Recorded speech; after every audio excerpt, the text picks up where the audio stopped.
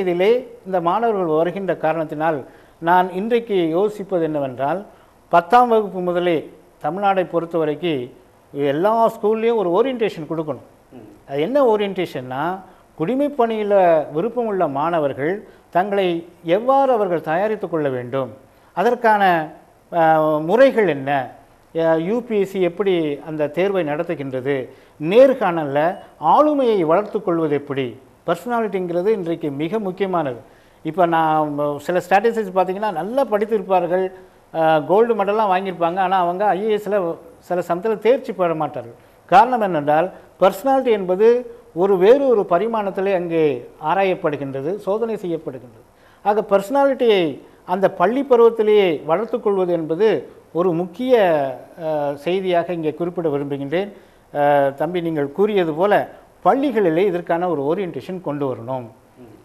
என்ன ஓரியன்டேஷன் அப்படின்னா, குடிமைப் பணியை அந்த தேர்வு எழுதுவதற்கான பாடங்கள், எந்த பாடம் சிறந்தது, எப்படி எழுத வேண்டும், நம்ம ஆளுமையை வளர்த்து கொள்வது எப்படி என்றப்பட்ட வகையில் பயிற்சிகள் கொடுக்கப்படுமையானால் கண்டிப்பாக தமிழ்நாட்டிலிருந்து மிக அதிகமான மாணவர்கள் தேர்ச்சி பெறுவார்கள் என்பதில் எனக்கு முழு நம்பிக்கை உண்டு. எந்த மாதிரி அவங்க பயிற்சி மேற்கொள்ளலாம்? உதாரணமாக என்னை பொறுத்த வரைக்கும் பல மாணவர்கள் அந்த நேர்காணலில் தோல்வியை தழுவுகின்றார்கள். ஒரு சில கட்டத்தில் பார்க்கும் பொழுது இந்த ஆப்ஜெக்டிவ் டைப், அதாவது ஒரு கேள்வி கேட்கப்பட்டு 4 விடைகள் கொடுக்கப்பட்டிருக்கும், அதில் ஏதாவது ஒன்று டிக் பண்ணுறதில் அதில் ஈஸியாக வந்துடுறாங்க. ஆனால் நம்முடைய அந்த மெயின் பேப்பர் வரும்போது அங்கே எஸ்ஐ டைப் ஆன்சர் கொடுக்கணும், பதில் கொடுக்கணும். அந்த எஸ்ஐ டைப் கொடுக்கும்போது நம்ம கல்லூரியிலே பள்ளியிலே படித்த மாதிரி அந்த தேர்வு முறைகள் எழுதினால் அங்கே வெற்றி என்பது சுலபமாக கிடைக்காது. அப்போ எப்படி எழுத வேண்டும், அந்த பயிற்சி அங்கே கொடுக்கணும். நான் என்ன சொல்லுவேன் அப்படின்னா, ஒரு கேள்வி கேட்கப்படுகின்றது, இந்திய அரசியலமைப்பு பற்றி ஒரு கேள்வி என்றால் அதை கூர்ந்து ஆராய்ந்து அதை பற்றிய விளக்கத்தை கொடுக்கணும். இந்திய அரசியல் சாசனம் உலகத்திலே பெரியது, 395 விதிகளை கொண்டுள்ளது, 8 பகுதிகளாக ஆரம்பத்தில் பிரிக்கப்பட்டிருந்தது என்பது டெக்ஸ்ட் புக் அப்ரோச் உதவாது. உதாரணமாக நான் இப்படி சொல்லுவேன், ஒரு கிரிட்டிக்கல் பாயிண்ட்ஸ் ஆஃப் வியூ இருக்கணும். எப்படி அப்படின்னா, the Indian constitution is a hate own by several people and lost is original shape அப்படின்னு ஒருத்தர் எழுதுனா உடனே அதுக்கு மார்க் போடுவோம். ஏன்னா இது கூர்ந்து ஆராய்ந்து இதில் உள்ள அந்த வீக்னஸை, கான்ஸ்டியூஷன் உள்ள வீக்னஸை வெளிப்படுத்துவதாக இருப்பதனால உண்மையிலே அவனுடைய அறிவு வெளிப்பாடு அடைகின்றது என்று அந்த பேப்பரை திருத்துகின்ற ஆசிரியர்கள் புரிந்து கொள்வார்கள். டெக்ஸ்ட் புக் அப்ரோச் இருக்கக்கூடாது.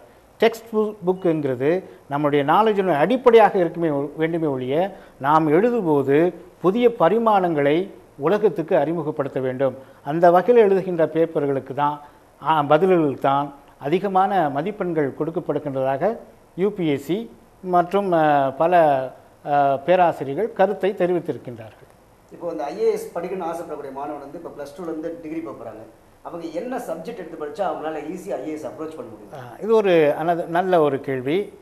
இந்த பாடம் அந்த பாடம் என்று நாம் எடுத்துக்கொள்ளக்கூடாது. உதாரணமாக ஒரு மாணவனுக்கு எந்த பாடத்தில் அதிக அக்கறை உண்டு, எந்த பாடத்தில் இயல்பாக தன்னுடைய அறிவை வளர்த்து கொள்ள முடியும் என்ற அடிப்படையில் தான் பாடங்கள் தேர்ந்தெடுக்கப்பட வேண்டும். இப்போ ஒரு லிஸ்ட் ஆஃப் 28 பாடங்கள் கொடுக்கப்பட்டிருக்கின்றது ப்ரிலிமினரியில் மெயினுக்கு. ஆனால் அதில் நான் ஒரு 10 ஆண்டுகளாக நான் பார்க்கும் பொழுது ஒரு 5 பாடங்களை நான் சொல்லுவேன். அதில் அந்த பாடங்களை எடுக்கின்ற மாணவர்கள் அதிகமான மதிப்பெண்கள் பெற்று முன்னிலையில் வருகின்றார்கள். இந்த வருஷம் பார்த்திங்கன்னா அகில இந்திய பணியில் முதல் ரேங்க் வாங்கினது டாக்டர் அம்பேத்கர் லா யூனிவர்சிட்டியில் உள்ள ஒரு மாணவி தான். அது பெருமைக்குரிய விஷயம். முதல்ல வர்றதுங்கிறது பேசும். ஏன்னா 11,000 பேர் எழுதியிருக்காங்க. நேர்காணல்ங்கிறது 7 பேர் உட்காந்து நான் நேர்காணுகின்ற ஒரு நிகழ்வு. அந்த நிகழ்வெல்லாம் தாண்டி வரும்போது என்பது மிகப்பெரிய காரணம்.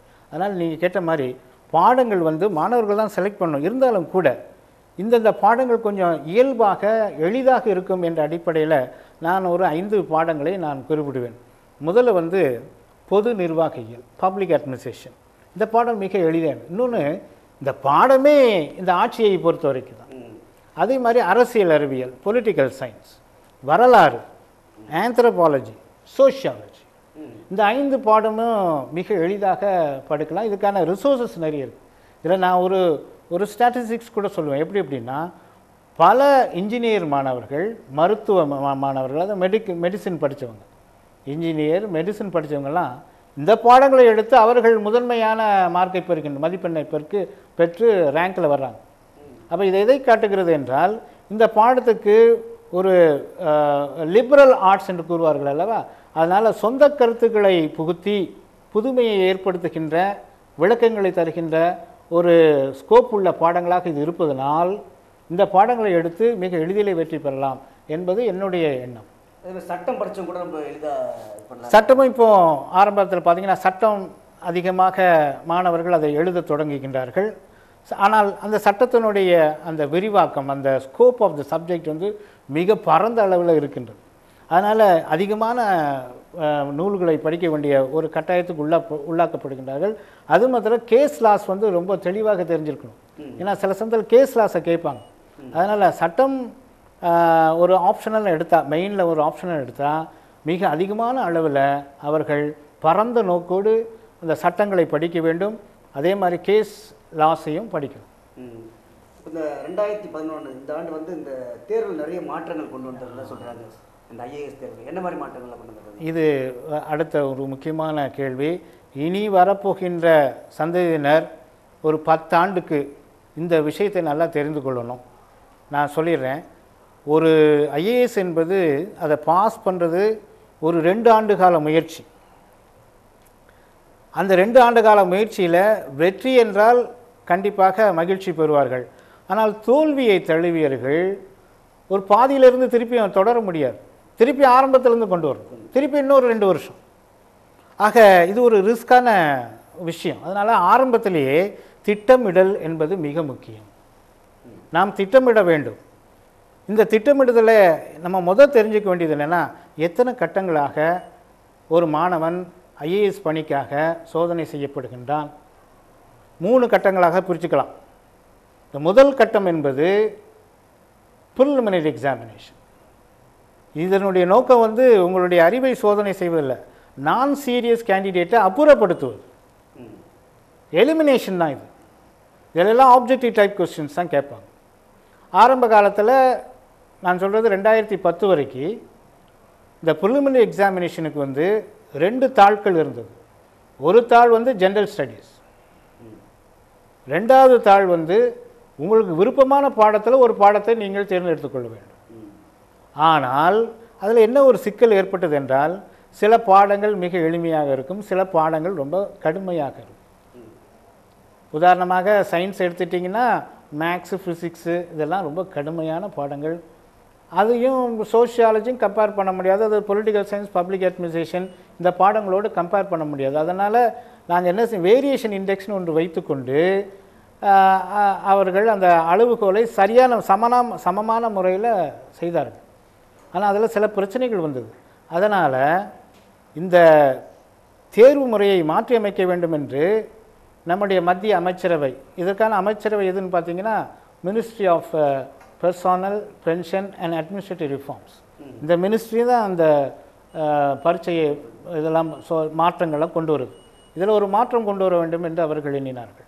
என்ன மாற்றம் அப்படின்னு பார்த்தீங்கன்னா, இந்த ஆப்ஷனல் பேப்பரை எடுத்துருவோம், விருப்ப பாடத்தை எடுத்துடும்.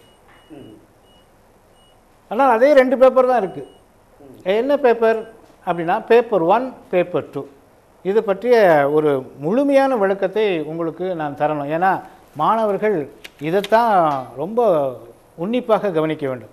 இதற்கு இன்றைக்கி பேர் வந்து CSAT என்று கூறுவார்கள். அதாவது சிவில் சர்வீஸ் ஆப்டிடியூட் டெஸ்ட்.